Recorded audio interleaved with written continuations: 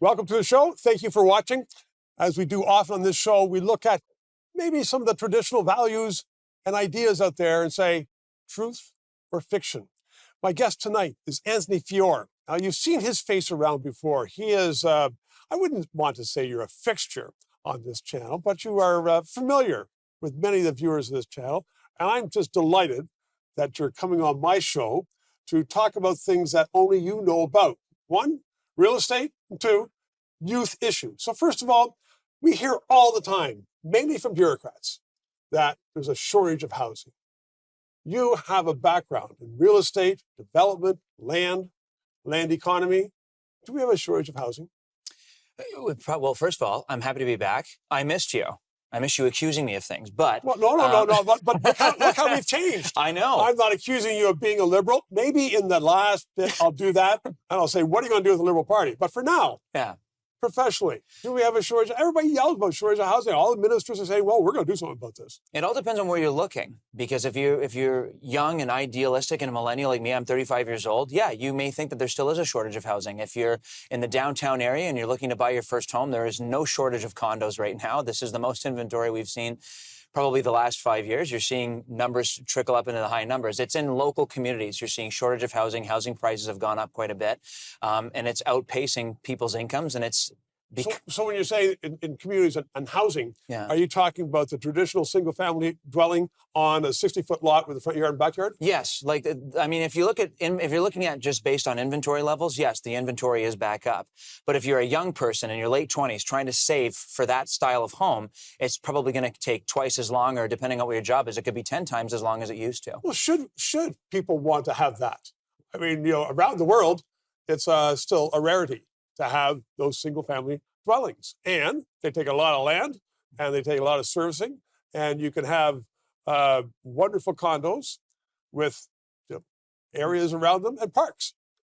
So should people just say, you know what, we're very happy with this? I would agree with you if we built condos like they do in Europe. I was in Italy in the summer, and the average two-bedroom dwelling inside of a condo is like 1,100 or 1,200 square feet. They don't pay the exorbitant amount of maintenance fees that you do in downtown Toronto. And we've established this in our country. So we've established the idyllic home, the wartime bungalow, the two-story white picket fence kind of a thing. So I don't think that should be taken away from people. But if they want people to adapt to the European lifestyle, you're not going to do that building 480 square foot shoe boxes downtown. How about necessity?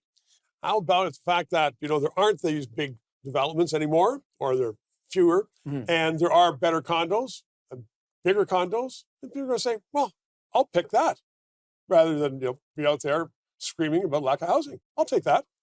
I can raise a family in that. And we can have parks in downtown Toronto, downtown Vancouver, everywhere. There's already things like that set up in downtown Toronto. This is the best part about it, is we have this stuff already. It's a matter of, I think it's becoming an idyllic situation. Also, there's a huge affordability part to it. We can do a whole episode on that. But right now, you asked me if that's still a necessity, if that single detached dwelling on a 60-foot lot is what people still want. I know this professionally. Yes, they do. And I think they should want that. We offer it. We should be able to sell it to them. Why doesn't the market provide that?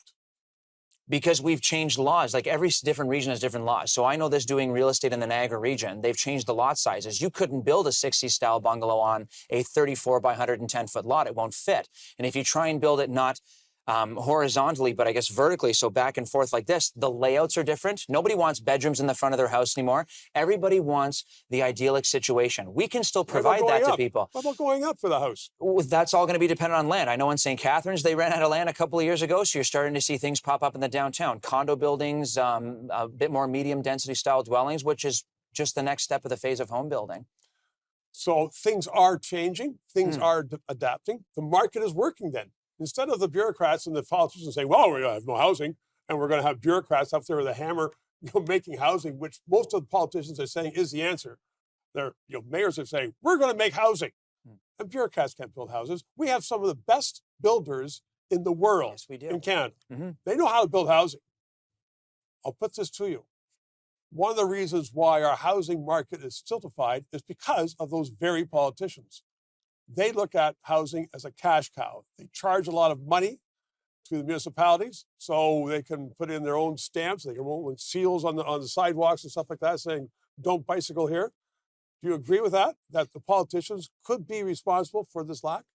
Well, in a way, yes, and probably because they're elected by people who don't want certain housing built in their neighborhoods. But I'll backtrack just quickly. We have housing, but is it attainable? That's the most important question. And that's what you can answer right back after this. Okay. We are a quick break and we'll hear his answer.